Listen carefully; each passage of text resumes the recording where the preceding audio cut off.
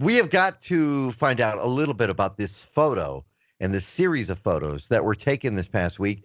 Neowise is the name of the comet. Oh, yeah. And Shawn got out there, and not only did you get a great picture of the comet, but I don't know how you did it. You got a picture of the comet, and you got a picture of the space station. Oh, yes. Now, was that photoshopped, or were you? No. So I was up. Fortunately, I was up in northern Michigan this past weekend, and I knew the comet was going to be out. If you know me or if you follow me on social media, I love space. I love doing astrophotography. I've got friends that do it, but religiously, I will track the space station, and if it's overhead, I will go out and I'll take pictures of it. I've been doing it for 6 years now, probably, and I've got thousands of images of the space station. So when the chance came to catch Neowise, right? Neowise is a comet that was found. They hadn't seen it in March of 2020. So in March, this comet was found by a wide field explorer from Caltech. Neowise is the imager that found it. So they said it's going to be available. It's going to be visible from this time to this time. And it's been like the last week. It's been visible. It's visible in the morning and it's visible at night. Before the sun comes up and before the sun set. Now you can see it with the naked eye. Yeah. Which is really cool. That's really rare. To give you a little insight on that, the last comet you could see with the naked eye was Hale-Bopp. Oh, wow. That was quite some time ago. Yeah. So this is the brightest comet since Hale-Bopp. And we're not going to see this again for 6,000 years. Not in any of our lifetimes. I'm going to wait around. I'm going to see. But so is that what he sent us? Is that what that image was? Yeah.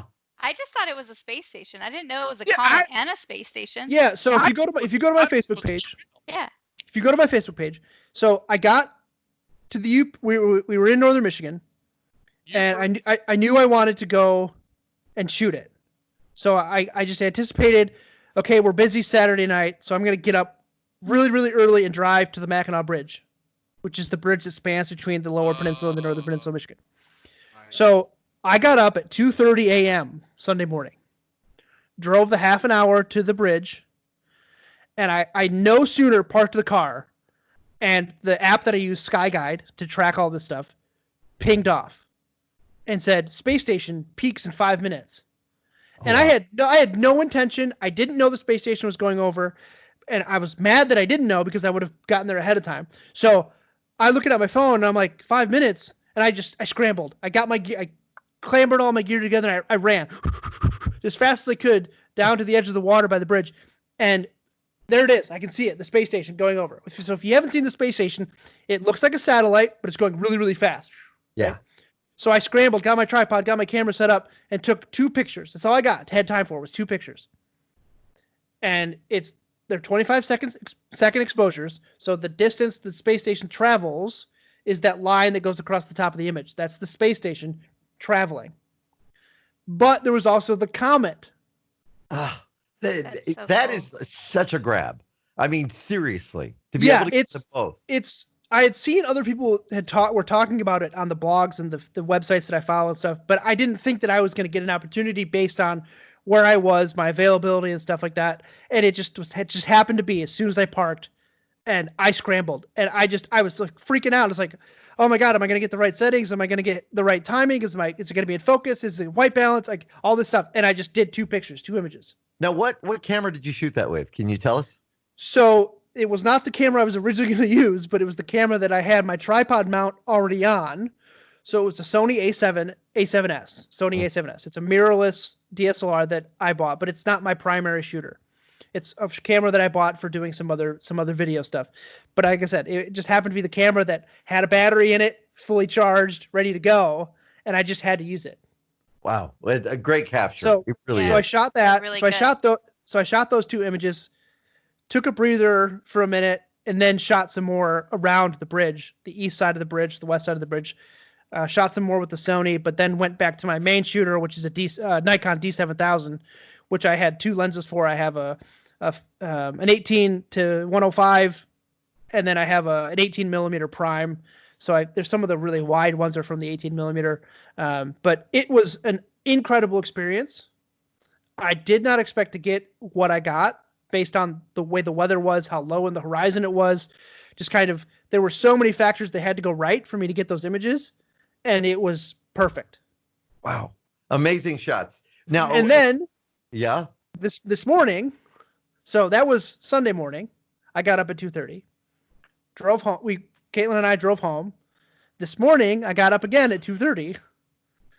And because I have some access at Notre Dame where I can get on top of buildings and get to where we have fiber connectivity, I went out again this morning and shot it on the campus of Notre Dame. Oh, wow. So I got the Comet behind the library. I got the Comet over one of the lakes we have on campus, so you can see the reflection of the Comet in the lake.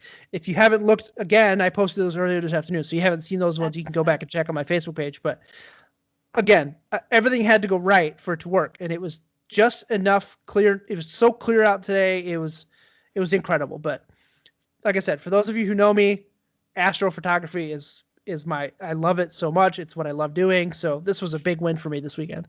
And nobody will be able to get this picture for another 6,000 years. If you think about that, that's quite a get. And the space station won't be up there that long. Yeah, exactly. Now, what is the length of time it takes for the comet to move? Is it very slow moving? I mean, so it's visible to the naked eye only when it's dark enough. Because clearly, if you could see it without the sun being up, you'd be able to see it. But so if you want to see it, you have to go out in the next 2 days, right? Yeah, fortunately, yeah. So it'll be unfortunately too late for those of you who to see it. But from it crests the horizon at around 3 a.m. and then it goes up. So it's visible from 3 a.m. until it's too bright to be able to see it. But at night, it's waning on the horizon, so it's getting closer to the horizon. So we weren't able to see it at night just because of the timing and the daylight. It was still too bright before it actually went below the horizon. So seeing it in the morning was definitely the right choice rather than trying to go see it at night.